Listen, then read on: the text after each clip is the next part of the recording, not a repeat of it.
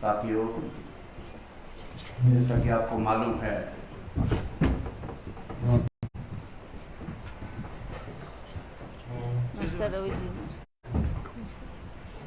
हाल ही में सूरत की एक अदालत ने हमारे कांग्रेस पार्टी के वरिष्ठ नेता श्री राहुल गांधी जी के खिलाफ जो निर्णय दिया, उसी संदर्भ में लोकसभा स्पीकर ने आनंद फानन में जिस तरह से उनकी सदस्यता को रद्द किया और उनको 8 वर्ष तक के लिए चुनाव लड़ने के लिए अयोग्य घोषित किया, उसी सिलसिले में पूरे देश के अंदर कांग्रेस पार्टी ने जो धरना प्रदर्शन रखे हैं, उसी सिलसिले में आज की प्रेस वार्ता का आयोजन यहाँ किया गया। इसमें हमारे जो सांसद हैं श्री शक्ति सिंह गोविल जी, उन्होंने आज की इस प्रेस वार्ता में प्रदेश अध्यक्षा श्रीमती प्रतिभा सिंह जी के साथ संयुक्त प्रेस वार्ता में यहाँ आना था, लेकिन मौसम की खराबी के कारण वो नहीं आ पाए। इसलिए आज की इस प्रेस वार्ता में हमारी प्रदेश के अध्यक्षा एवं लोकसभा की सांसद श्रीमती प्रतिभा सिंह आज इस विषय में आपके सामने अपनी बात को रखेंगे। हमारी इस प्रेस वार्ता में हमारे लाहौल स्पीति के सम्माननीय विधायक श्री ठाकुर जी, जिन्हें अभी हाल ही में अनुसूचित जाति जनजाति सेल का प्रदेश का अध्यक्ष बनाया गया, उसके लिए मैं इनको बहुत बहुत बधाई देता हूँ। इस प्रेस वार्ता में श्री अमित पाल जी हमारे प्रदेश के महासचिव हैं, श्री अमित भरमौरी जी जो हमारे प्रदेश के प्रवक्ता हैं, और श्री संदीप जी जो प्रदेश के सचिव हैं, इसमें आज यहाँ शामिल है। और मैं अब निवेदन करूँगा श्रीमती प्रतिभा सिंह जी से आज की इस प्रेस वार्ता को आप संबोधित करें।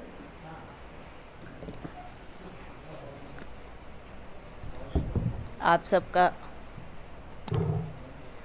सबका बहुत बहुत स्वागत, जो आप इस प्रेस वार्ता में भाग लेने के लिए आप सब आए हैं। जैसा कि अभी कहा गया कि शक्ति सिंह गोहिल जो हमारे राज्यसभा के मेंबर भी है, उन्होंने इस प्रेस कॉन्फ्रेंस को एड्रेस करने के लिए आना था, किंतु आज जो ये वर्षा हो रही है जिसकी वजह से हमारी फ़्लाइट यहाँ पर नहीं पहुँच पाई, तो वो नहीं आ पाए और उन्होंने मुझे आदेश दिया कि आप इस प्रेस कॉन्फ्रेंस को हिमाचल प्रदेश के राजधानी शिमला में इसको एड्रेस करें। आप सब जानते हैं कि हमारा विषय क्या है और इस विषय को लेकर आज पूरे हिमाचल प्रदेश में हमारे सीनियर कांग्रेस के लीडर्स प्रेस को एड्रेस कर रहे हैं और ये जो चर्चा आज हम करने जा रहे हैं उस पर वो सारे प्रदेशवासियों को उसके बारे में अवगत कराने के लिए ये प्रेस कॉन्फ्रेंस हर एक क्षेत्र में की जा रही है। आपको पता है कि हाल ही में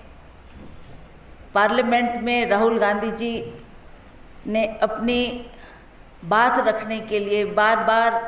ये आग्रह किया और कहा कि मैं भी कुछ पार्लियामेंट में कहना चाहता हूँ। उन्होंने उठकर अदानी जी के बारे में सवाल किए और प्रधानमंत्री जी के सामने कई प्रश्न रखे कि ये कुछ प्रश्न है जिसके जवाब मैं चाहता हूँ। वो जानना चाहते थे कि क्यों अदानी जी को इस तरीके का फेवर दिया जा रहा है, चाहे वो एयरपोर्ट्स बनाने की बात है, चाहे वो अन्य बिजनेस की कार्रवाई की बात है, उसमें भी बार बार ये देखने को मिल रहा था कि जो अदानी को ये आपने जंप दिया है, कहाँ थे वो और कहाँ से कहाँ पहुँचाए। यहाँ तक कि प्रधानमंत्री विदेश यात्रा पर उनको साथ ले जा रहे हैं, विदेश यात्रा में बाहर के लोगों से उनको इंट्रोड्यूस कर रहे हैं और वहाँ भी वो उनको कहा जा रहा है कि ये जो हमारे बिजनेस के बड़े भारी टाइकून है, इस तरीके की उनकी इंट्रोडक्शन बाहर के देशों में भी दी गई। तो इससे साफ जाहिर है कि प्रधानमंत्री जी भी चाहते हैं कि उनको प्रोजेक्ट किया जाए और उनको इन कामों को दिया जाए। भारतवर्ष में तो दे ही रहे हैं, परंतु विदेश में भी इस तरीके का उन्होंने कई जगह ये संदेश दिया है। और अब हम ये जो राहुल गांधी जी ने प्रश्न किया पार्लियामेंट में, उन्होंने ये बार बार पूछा और कम से कम 40-45 मिनट की जो चर्चा राहुल जी ने पार्लियामेंट में की, उसमें भी उनको बार बार यही प्रश्न पूछते गए कि मैं ये जानना चाहता हूँ कि ये ऐसा क्यों किया जा रहा है और क्यों इनको प्रमोट आप कर रहे हैं, परंतु ना प्रधानमंत्री जी ने उसका कोई जवाब दिया। उनको आना चाहिए था, वो सदन में आकर, चाहे राज्यसभा में चाहे लोकसभा में आकर, वो इस बात को रखते और लोगों को आगाह करते कि ये कारण है या ये वजह है, परंतु लोग बड़े बेताबी से पार्लियामेंट के मेंबर्स इसका इंतजार करते रहे। पर प्रधानमंत्री जी ने ये मुनासिब नहीं समझा कि मैं जाकर इसका जवाब पार्लियामेंट में दूं। उसके बाद भी कई बार राहुल जी के लिए बार बार ये आवाज़ उठाई गई और कहा गया कि राहुल जी भी कुछ बोलना चाहते हैं, आप उनको मौका दो। एक बार नहीं, कई बार ये बात वहाँ पर पार्लियामेंट में हुई और हमें अफसोस है कि जिस तरीके से इसमें ना उन्होंने राहुल जी को बोलने का मौका दिया, ना अवसर दिया, और वो कई बार उन्होंने कोशिश भी की। और जितने भी हमारे मेंबर्स थे, चाहे ऑपोजिशन के थे, अब इसमें हमारे ऑपोजिशन की पार्टीज भी, अन्य दलों की पार्टियों ने भी कांग्रेस का समर्थन में वो लोग उतर कर आए हैं और उन्होंने कहा कि हम राहुल गांधी जी के साथ जो ये बेइंसाफी हुई है उसके लिए हम भी इनका साथ देना चाहते हैं। अभी हाल में ही जानते आप कि एक कोर्ट में सूरत में कि किस तरीके से राहुल जी के ऊपर एक केस बनाया गया और उस पर उनकी सदस्यता भी लोकसभा की रद्द की गई और तुरंत उस पर एक्शन लेने के लिए स्पीकर ने आदेश दिए। और ये भी एक बहुत ही दुखद घटना थी, ना हमने कभी ऐसा देखा ना सुना जो कि इस बार पार्लियामेंट में हमको देखने को मिला। और बार बार लोगों ने इस बात को, जो मेंबर ऑफ पार्लियामेंट थे उन्होंने राज्यसभा में भी इस बात को उठाया, लोकसभा में भी बार बार उठाया कि हमारे को बोलने दिया जाए, राहुल जी को बोलने दिया जाए। वो कुछ बात अपनी रखना चाहते थे, परंतु स्पीकर साहब ने भी उसको नज़रअंदाज करते हुए उनको समय नहीं दिया और तुरंत ये जो कार्रवाई हुई, उनकी सदस्यता को रद्द किया गया। और जो उनको एक सरकारी मकान अलॉट हुआ था, उसमें भी उनको एक लेटर आ गई है कि 30 दिन के अंदर अंदर आपको ये मकान भी वकेट करना है। हमारे जो कांग्रेस पार्टी के अध्यक्ष है, राष्ट्रीय अध्यक्ष, उन्होंने भी इस बात को राज्यसभा में भी उठाया और राज्यसभा में भी उन्होंने कहा, इन्हीं बातों को लेकर चर्चा के लिए उन्होंने इस विषय को उठाते हुए वहाँ भी मांग की कि हमको इन बातों का जवाब चाहिए, पर ना वो उनकी बात को रिकॉर्ड किया गया, ना वो कागज़ पे वो बात आई और ना ही उसका जवाब कोई उनको मिला। उसके बाद हमने जितने भी कांग्रेस के लोग थे, अन्य पार्टी दल के लोगों ने हमारा समर्थन दिया और हमने जाकर वो एक रोष जाहिर करते हुए हमने वो विजय चौक तक वो रैली निकाली। विजय चौक तक हम गए और उन्होंने वहाँ पर सभी को रोका गया और सभी को कहा गया कि अब हमने ये धारा लगा दी है, आप इसका उल्लंघन नहीं कर सकते, आपको आगे नहीं जाने दिया जाएगा। और सभी को बसों में बिठा कर वो उन्होंने उनको वो उस पॉइंट पर ले गया जहाँ पर उनको नज़र बंद किया गया, मतलब जेल में रखा गया और घंटों तक हम लोग जेल में रहे और अंत में शाम को छोड़ा गया। मतलब ये बात हमने वहाँ प्रेस में भी कही, प्रेस वालों से भी ये वार्ता की, परंतु उसकी कोई ना प्रेस ने ये बात उठाई, ना प्रेस में इस बात का कोई जिक्र हुआ कि इस तरीके का बर्ताव सरकार आज हमारे मेंबर्स के साथ कर रही है जो बार बार अपनी बात रखना चाहते हैं। तो ये बात हमने प्रेस के सामने भी कहनी चाहिए, परंतु जब सुबह अखबार खोलो तो ना ये प्रेस में इसकी कोई बात आ रही था, ना न्यूज़ में आ रही थी, ना टेलीविज़न में आ रही थी। तो इस बात को दबाया जा रहा है और जो राहुल गांधी जी बोलना चाहते थे उनको बोलने नहीं दिया और इस पे ना कोई कार्रवाई की गई। मैं आपको बताना चाहती हूँ, मतलब थोड़ा मैं आपको डेट्स बताना चाहती हूँ कि कितनी जल्दी इस बात पर इन्होंने इस काम को किया है। जैसा इस केस की टाइमलाइन 13 अप्रैल